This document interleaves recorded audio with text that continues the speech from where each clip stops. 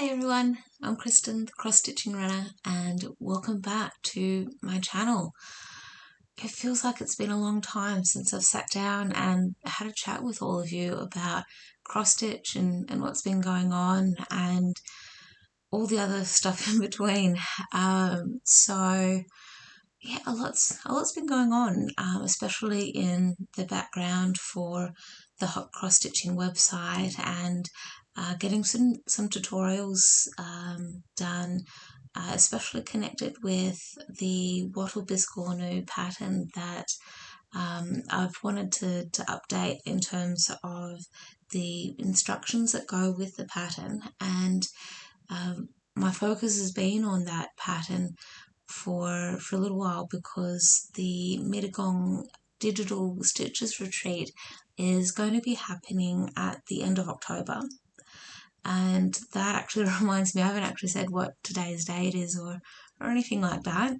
So today is Sunday the 24th of October, and by memory the last time that I properly sat down with all of you and had actually a proper chat or anything like that would have been, I guess, roughly about a month ago by memory, because I know that you would have seen with some of the most recent episodes there would have been the guided tour of the hot cross stitching website, and before then was, I guess, me trialing the whole Stitch With Me side of things. So yeah, a lot has definitely happened. I guess here in Canberra, we're just starting to get our restrictions eased for lockdown. So I guess early-ish September, I guess around the time when I'd sold my first cross stitch pattern, Canberra went into lockdown for, I guess, 2 months nearly, maybe a touch longer.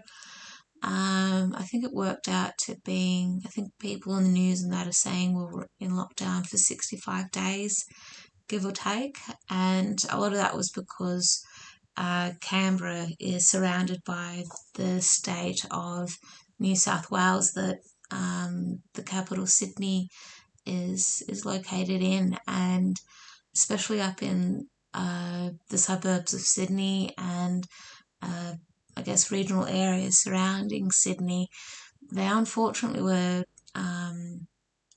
they went into lockdown probably a few weeks before Canberra did, because they had for Australia a large amount of cases that just kept increasing daily, and yeah, the lockdowns unfortunately were a way of attempting to try and curb the graph, whatever the politicians call it. So yeah, it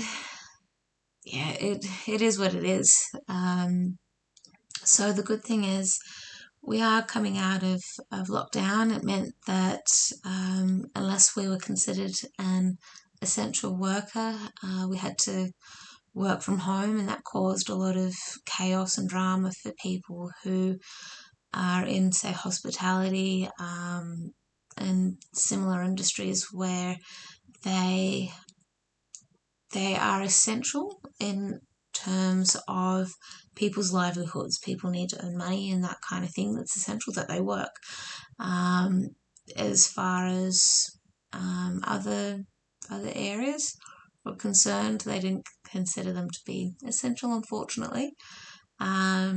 So yeah, caused some problems. The government did try to balance it out a little bit, and it also meant that for Canberra we couldn't travel across the border to the surrounding regions unless we had a really good reason to, for work or whatever it might be, for health reasons.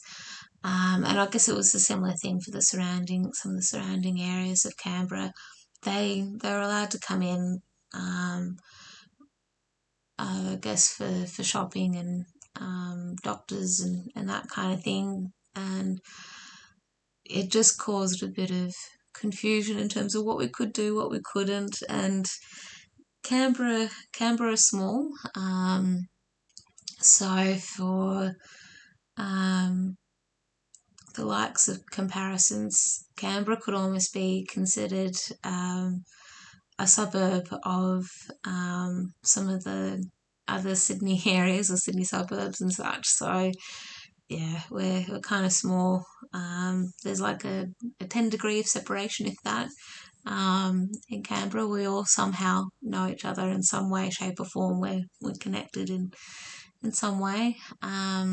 We still have to wear masks outside and inside if we're at the shops or something like that, but we don't have any restrictions now on how long we can be outside for and exercising or whatnot. We can now travel a lot further afield, so it means that as far as Canberra is concerned, we can travel down 2 hours away to the south coast, which is really, really good. I'm not sure when we'll head down to the coast, but we'll try and make the most of it when we do.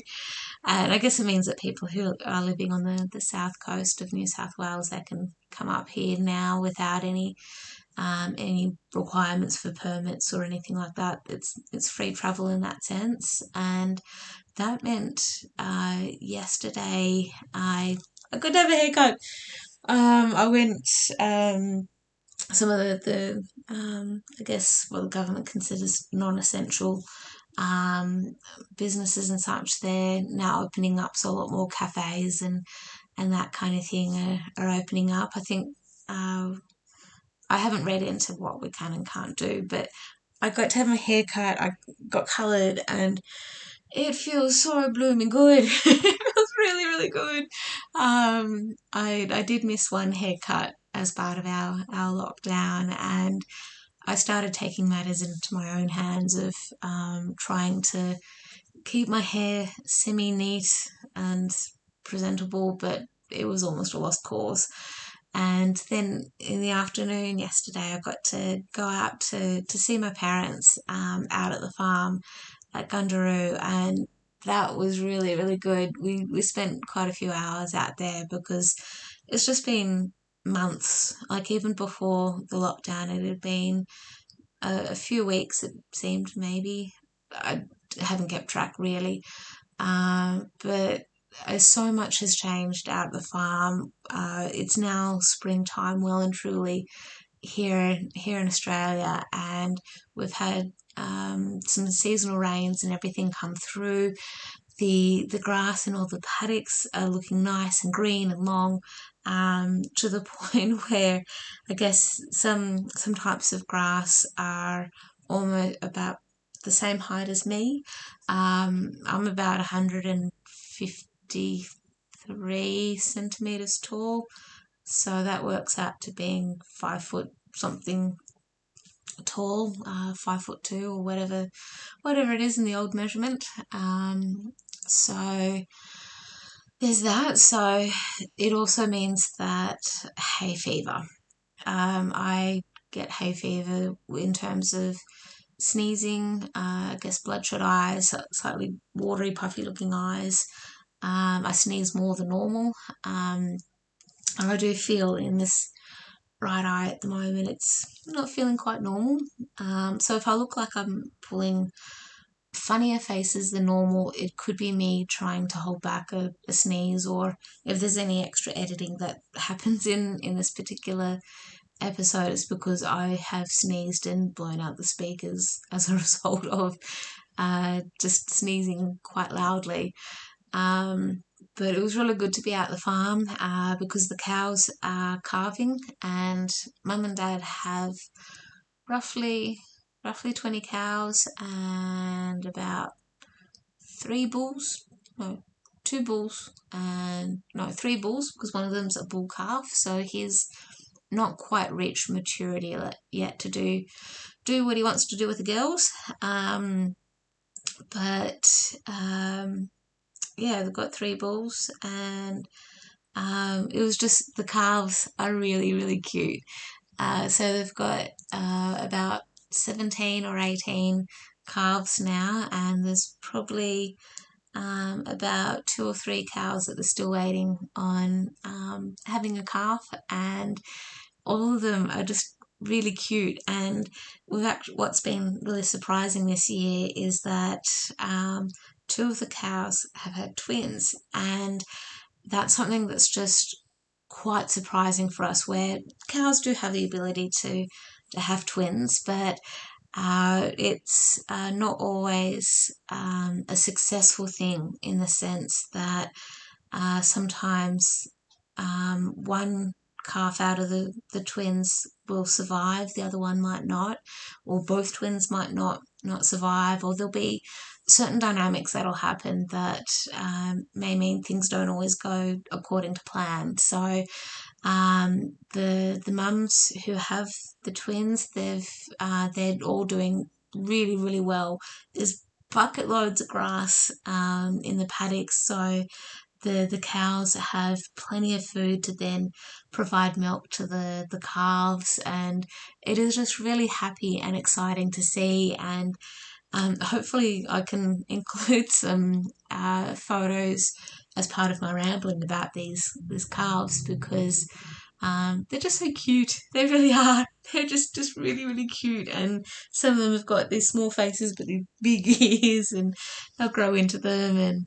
And yeah, so it was just really cool to be at the farm, just to catch up properly with mum and dad, and see what's been going on out at the farm. So as part of the easing of restrictions and all, I'm thankfully now doubly vaccinated. So that actually makes life a lot easier for when I'm travelling into New South Wales. And my boyfriend's doubly vaccinated as well. And I guess for us, it was more about just freedom, to be able to do what we need to do, because the government in New South Wales have placed certain restrictions on what people can do depending on what stage they're at with vaccinations, and all that business. So it is causing some interesting challenges for people who have different opinions about vaccinations and that kind of thing, and what they can and can't do. And yeah, it's causing a lot of mess because of decisions that have been made that are out of our hands. But I won't get too much into that, because that's just not what this channel is about. And so, getting back to cross stitch, thank you very much for bearing with me for the rambles and such that I had, because yeah, there's just been so much going on. So I've mentioned that I've been doing tutorials and stitching and such in the background for the wattle Biscornu. So just to help for memory, this is what the cover page is for the wattle Biscornu. And as part of me just wanting to develop tutorials for the hot cross stitching website, I was part of me putting together the pattern and such initially for the website as well. I came to realise that I really wasn't happy with the way the filming had been done initially for the Biscornu, to show people how to actually assemble it if they've never done one before. And especially, I guess, each pattern for Biscornu is unique, which is what makes Biscornus so beautiful and wonderful to stitch if it's something that you're into. And I also came to realise that a little bit of it was to do with the camera quality. So I've been using my phone overhead to actually help show people how I do what I do, and then I was taking, I guess, screenshots, so to speak, from the actual filming to include in the instructions printout, and I wasn't happy with it. And for some people, it's like, yeah, okay, just accept it what it is. But I take pride in what I do, and I think that's the same for many people, regardless of whether you're stitching or you're designing something, or whatever crafting you do, or anything else outside of the world of crafting. I believe that we all take pride in what we do, and we've got different ways of how we achieve the results that we want. And that's where I decided, now I need to refilm the tutorials that I wanted to do. And when I was actually restitching things to help with it all, I was doing the awkward sitting on the couch trying to hold one thing in one hand and hold the phone and take photos at the same time. And I think it actually worked out really well. And the updated pattern is available on the Hot Cross Stitching website. So what I'm reaching for at the moment is, this is a bowl that I think my nan had, or it was my mum's. I'm just looking underneath just to see if I can see any markings to understand as to who may have made this, because there's just something special and unique about it. And I can see that there are some initials or markings on the bottom, but they don't mean anything to me at the moment. But this is where I'm storing the Biscornu at the moment, or Biscornus, sorry. So they're all pretty much the same pattern. And what I've done is, especially for the tutorial that I've been filming, I actually stitched two Biscornus simultaneously, and I stitched one on linen and one on, I think it was even weave. I'm sounding vague about it because I don't actually remember what type of fabric it is, but because it was something that I've just had in my stash for a long time, I've just slowly been cutting it up for different projects. But I found it just fascinating as to the difference between the two finishes. So as part of the tutorial, I was also showing at the end, especially with the assembly of the Biscornus, how to include beads. And you'll see that I've got like a paw print charm in the center, because I don't have any buttons small enough for this. And to the best of my knowledge, I've never really knowingly stitched on linen, and especially with this type of linen. It's 28 count, and so is this one. So I've got some Mill Hill beads in the center of this one, just to create the dip. And with this particular 28 count linen, it was I guess a home brand type of linen that I bought at a Spotlight just down the road from where I live. And in Australia, Spotlight is like a chain kind of store that is available like right around Australia.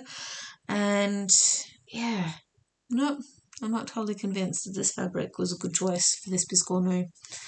I'm sure the linen would be good for some other projects, because I actually bought it pre-cut just as a pack. I think it was like 50 centimetres by 65 or something like that. For much of a muchness, I guess it's turned out okay. I guess I'm just turning it over, checking it out. When I was stitching these two side by side, one of the things that really surprised me was that with the linen, when I was stitching it, the shape came out more rectangle than square, and this one definitely came out a lot more square, which was great. I just love the finish on this one by comparison. And yeah, I actually found that when I was connecting or joining up the two sides for this one in comparison with the linen, I found it 10 times easier joining the two sides for this type of fabric than I did with linen. And I think it could have been a combination of things, where it could have been a combination of maybe how I've done the back stitches on the linen. It could have been how much stuffing I put in, especially towards the end when I was doing the final seam.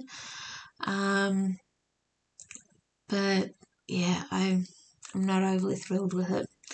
And so I guess this is also why it's got this kind of finish. So I guess also with the finish in the tutorial, I've done a suggestion that you could attach some beads to one corner, and it could even be a scissor fob or something like that, or some kind of charm or something to hang from somewhere.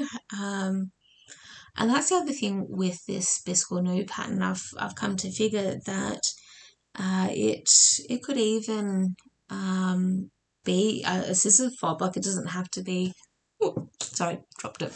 It doesn't even necessarily have to be in the shape of a Biscornu. That I could easily get away with just still connecting it up, similar to what we've done here, but having it quite literally as a square or diamond shape, and yeah, it'd be fine. It wouldn't necessarily have to fill it as much as I would with a Biscornu, and don't necessarily have to have the dip that Biscornus call for. But yeah, for me it was a really good learning experience as well. Just with how it'll turn out in different fabrics, and it's even got me thinking that I could even stitch this pattern again on the likes of Ada, especially some Ada that I've got in my collection that I think it might be, it's 14 or 18 count, and I actually tried dyeing it yellow, and I wanted to have a marble effect, or having some different shades or tones of lighter and darker yellow, and it didn't quite work out, but that's okay. I think it could still work for the wattle Biscornu. I think the main challenge might be some of the yellows in it. It might actually blend in with the yellow Ada. That would probably be my only risk with it. But hey, be learning curve either way. So it actually has me thinking that I'll actually could easily stitch up a lot more of those, and they could easily be sold on my website, or presents, or whatever it might be in times to come. I know that giveaways are very much a popular thing in our community, so who knows, it might end up even becoming a potential giveaway at some stage, but hey, that's a long way down the track. It's something that I've got plenty of other things that I need to work on to help make things happen with the website and other things I want to achieve. So I've rambled on quite a lot about the Biscornu, and thank you for your patience on that one. So aside from stitching away on the Biscornu, I've actually been spreading my time across a few other projects, so I feel like I've got some more things to show you. So the other, I've put a bit of time into this pattern. It's a mini stitch in time. The artwork is by Amiee Stewart, and it's been converted or chart designed by Michelle Sietta, and I had purchased this pattern as part of the one of the recent Heaven and Earth design sales. So this is, so I've got some threads hanging around.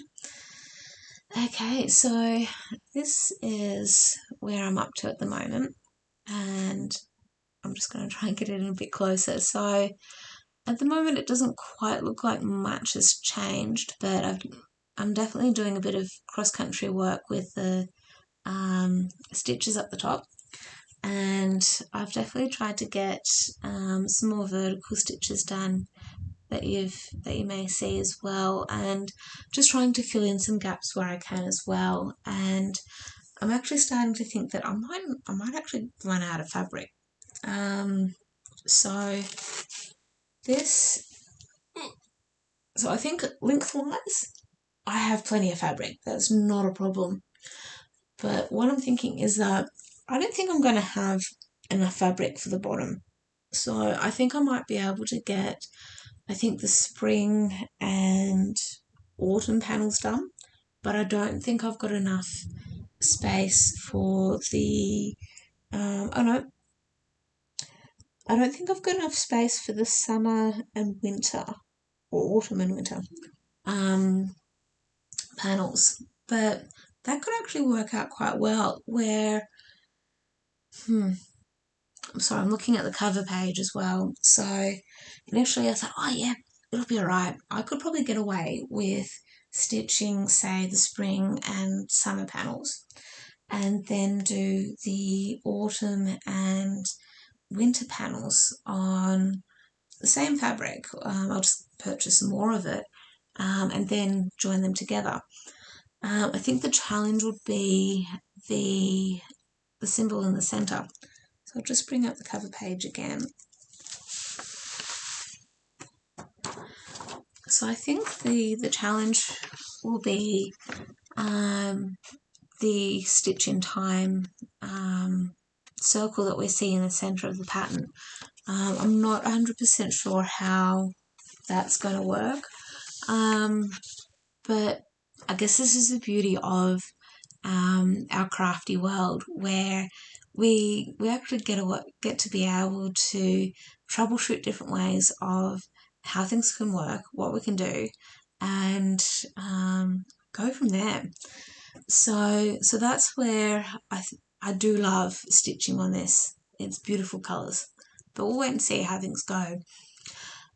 So at the end of one of our last catch-ups, before I did the Stitch With Me and the guided tour of my website, I talked myself into stitching this pattern because of it being October and whatnot.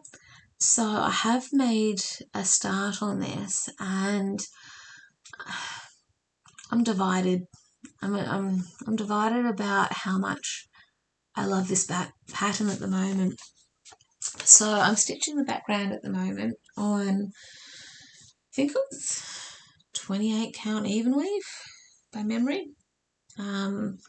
So this is what I've gotten up to at the moment, and I started off stitching this 2/1, so 2 threads over 1 fabric square, and I'm just going to adjust where I've got the needle minder to bring it in a little bit closer for you and show you why I'm umming and ahhing about how much I love this. So what I've done is I've slowly moved over from stitching 2/1 to 1/1. I'm loving it so much more now that I'm doing 1/1. So I've started stitching this in the top left corner, and what's happening is that I guess I've moved over from 2/1 to 1/1 because I found that it was just too bulky with the stitches and that kind of thing, and I just really was not loving it, and I was really struggling a bit. So, which is weird because, as you've seen, I'm doing 1/1 with all the called for colours and everything for the Stitch in Time project. I'm stitching 1/1 on some of my other projects. Yet this one, I don't know. This one I wasn't thinking properly. I guess I was testing things out a little bit with the recommendations for the project, and yeah, I think that's probably why I'm a bit meh. and I think the colours are turning out differently to the way I initially thought they would be.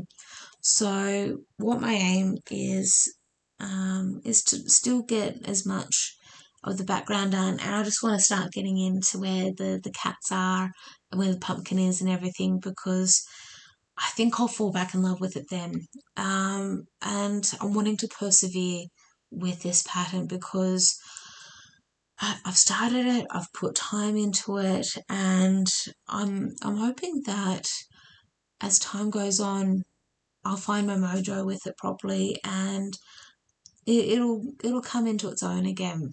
But I think once October finishes, I'll probably put it aside for a while. I fear it will go into my UFO pile. The slight positive is that it isn't taking up too much fabric, so I could sort of cut it out and I can just keep reusing the fabric for other projects. But we'll wait and see.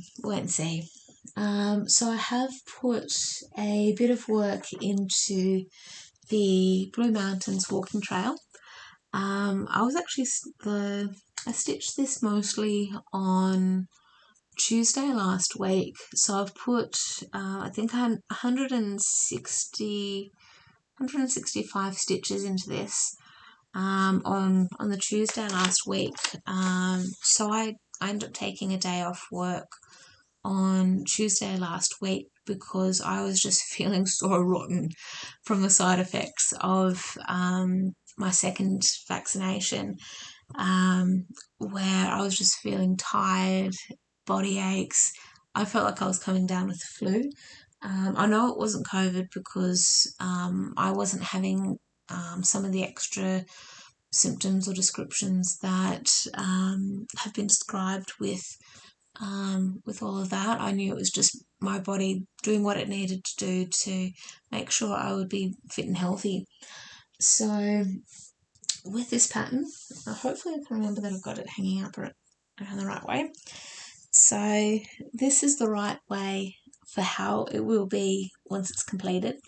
So I'm actually doing something a bit out of the ordinary for this pattern, where I've started in the top right corner. So as a comparison, let's see if I can get this around the right way.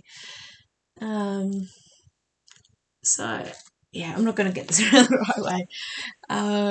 So it's definitely up around the top right corner, and I guess the fern branches or fern leaves and such are starting to really take shape. Now that I'm looking at this through the camera and everything, this is looking brilliant. This is awesome. I love it. So I'm stitching this on, I think it's the 25 or the 28 count easy grid fabric, and the pink lines are the 20 by 20 measurements. So that's still causing me some interesting challenges when I'm looking at the 10 by 10 grid for the pattern. So yeah, it'll be alright. I'll get there. So the next project I have to share with you that has come back into my rotation is the black and white rolled up daisy. So this is another one of my designs, and yeah, this photo, it is awesome. I'm ringing my own bell on this one. I've got to ring it. So this photo, it was taken down at the coast house, down on the south coast where I go for holidays, and I converted it into black and white photo because I think it just made it look 10 times better than what it did in colour. And so I think this particular flower, I think it was on its last legs for starters, in a sense that I think with these particular seaside daisies, whatever they are, they close up at night anyway. That's part of what they do. And I'm saying that it's on its last legs, where I think it was just starting to curl up a little bit as well, the petals, and it actually has some dewdrops on it as well, because I think there had been some rain during the day or thereabouts, because this was taken in the afternoon, sort of dusk kind of time. And yeah, for me, it was just an artistic kind of thing. And converting it into a cross-stitch pattern is proving to be interesting. So I'm stitching this on 18 count black Aida, and this is the size of the fabric, but the project isn't going to be this big. So what I've been doing recently has been, sorry, fabric's not cooperating. What I've been doing is just focusing on the background. So I'm going to fold this up just a little bit more, so that way it makes it easier for me to share with you what I've been working on in terms of which areas I've been focusing on. And this just isn't working out the way that I want it to. I'm so sorry. So what I'm wanting to do with this pattern as part of stitching it up is to show you all that we could easily get away with not necessarily stitching the background. I think we could very easily get away with not doing that. But if you did want to stitch the background, that it could be done as half stitch. So from a distance, this project is just looking so good. And so you might see where my pinky is. Just fold this down just a little bit more. Okay, so this should soon look very good. Okay, so let's see. I will get there one day. There we are. So where you see my fingers moving a little bit, that's where I've been focusing on quite a bit. And all of that, in terms of where you see my pinky and my middle finger, I've been stitching those areas as full cross. And what my plan is to slowly convert it from full cross to half stitch. And what I'm hoping to do is when I get down to near the bottom here of the flower, I will hopefully not have any stitches there at all as far as the background is concerned. So it's a transition that I'm slowly working on just to figure out how that will look.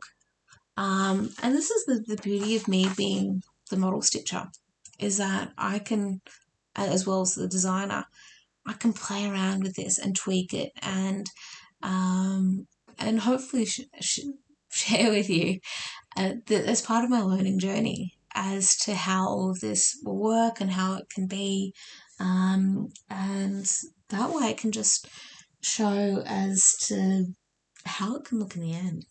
And yeah, just seeing this so far from this distance, looking at it on camera, it looks really awesome. I really do like it. I've fallen back in love with it, which has me thinking that I'm going to need to bring back into rotation one of my other semi-full coverage, if that.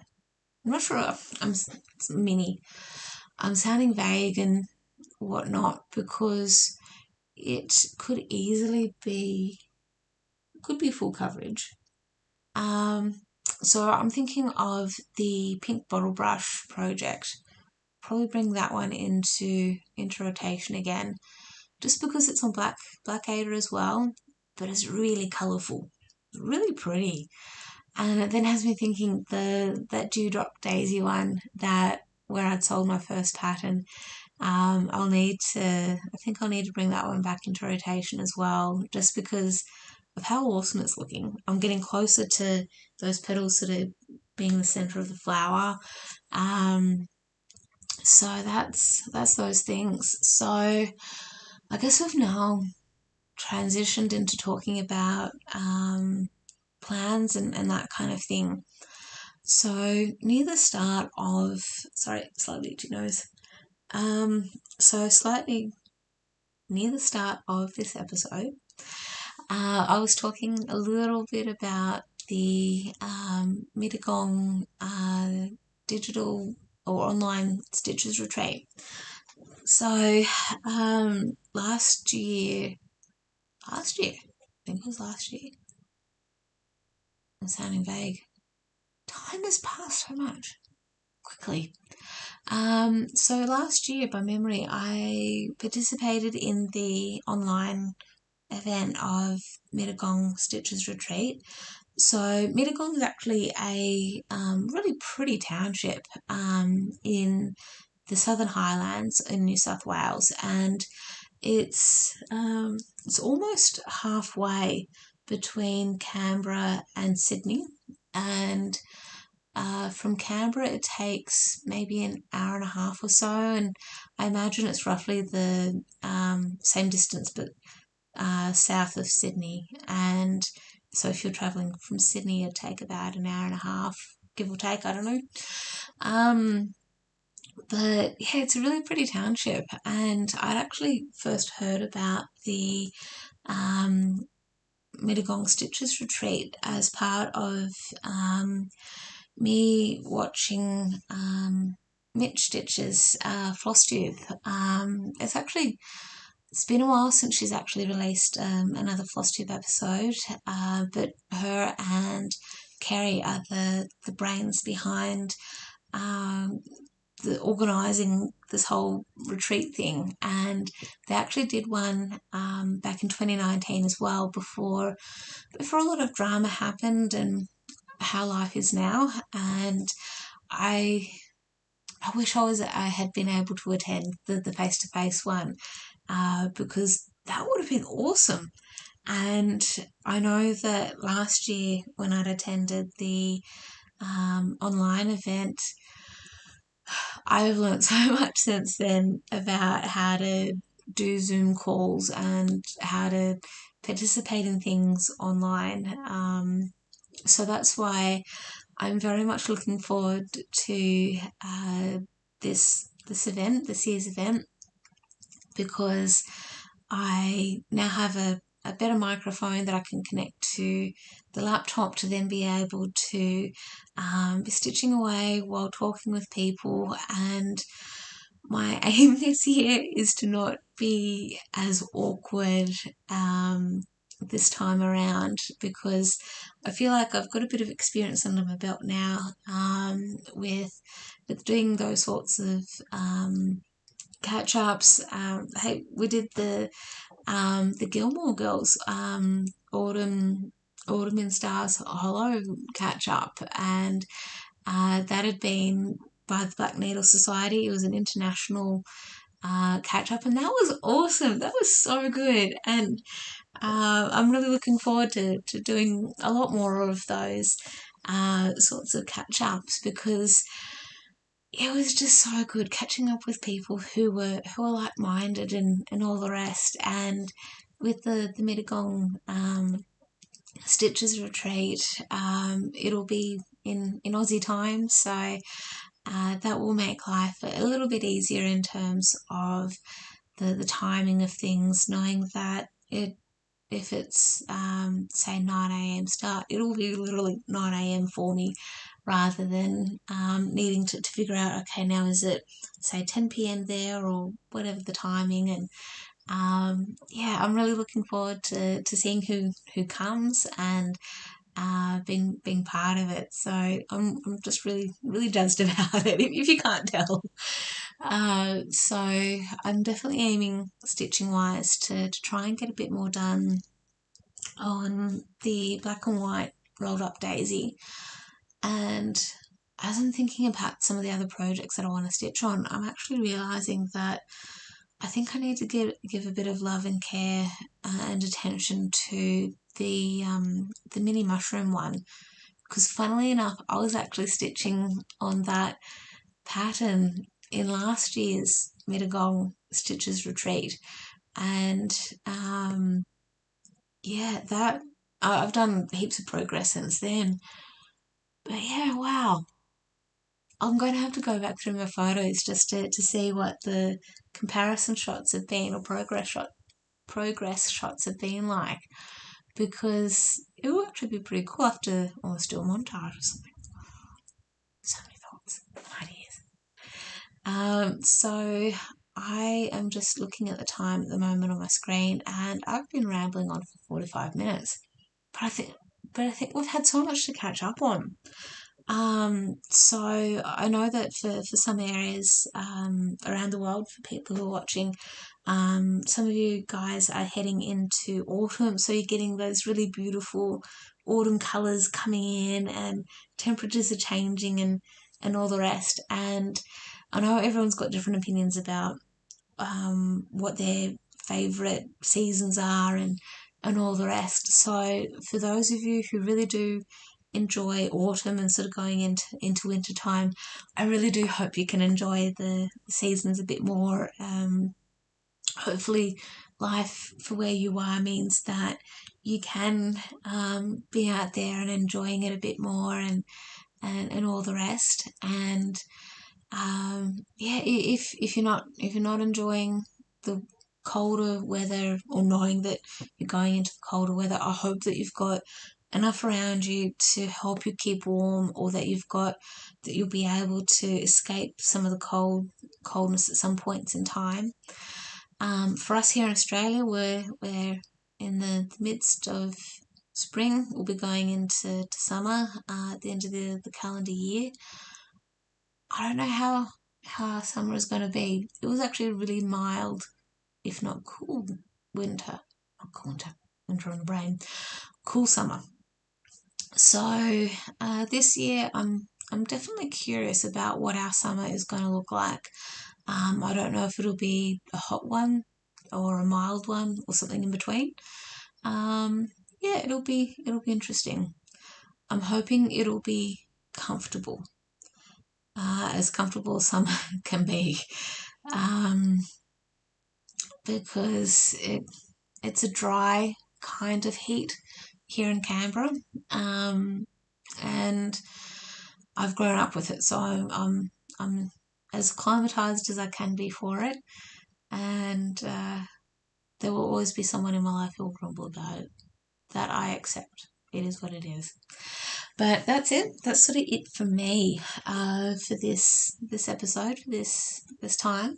So I just want to say thank you again so much for your time today, and letting me say what I need to say, and catching up with me. So thank you so much for your time. I do hope that it'll be roughly 2 weeks for when I next properly catch up with you all like this. I am hoping that in roughly 2 weeks' time, I might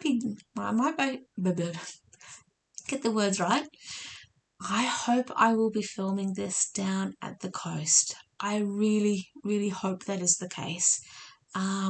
Because it has definitely been a minimum of 2 months, potentially 3 months, since we've been able to get down to the coast, because of different things happening, especially with COVID. That makes me grumpy. It's definitely been trying, but really looking forward to getting down to the coast, getting out and about, seeing what's changed, seeing what stayed the same, and just getting back to experiencing life again. Life before crap stuff happened. So I hope that can happen. I hope will come to you, catch up with you in roughly 2 weeks, and we'll be at the coast. I hope that happens. So until next time, I hope you all stay safe, stay well as you possibly can, and that, I hope life becomes more comfortable for everyone soon. It won't be normal for many, many years, but see you later.